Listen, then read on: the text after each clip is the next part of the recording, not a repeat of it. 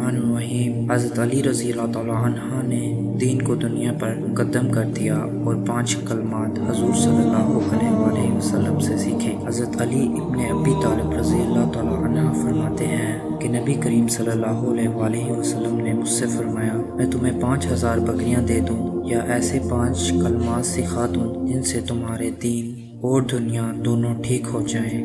मैंने अर्ज़ किया, या रसूल अल्लाह सल्लल्लाहु अलैहि वसल्लम, 5000 बकरियां तो बहुत ज़्यादा हैं, लेकिन आप मुझे वो कलमात ही सिखा दें। हज़ूर सल्लल्लाहु अलैहि वसल्लम ने फरमाया, ये कहो, ऐ अल्लाह, मेरे गुनाह माफ़ फरमा और मेरा इखलाक वसी फरमा और मेरी कमाई को पाक फरमा और जो रोज़ी तूने मुझे अता फरमाई इस पर मुझे किनात नसीब फरमा और जो चीज़ तू मुझसे हटा ले इसकी तलब मुझ में बाकी ना रहने दे।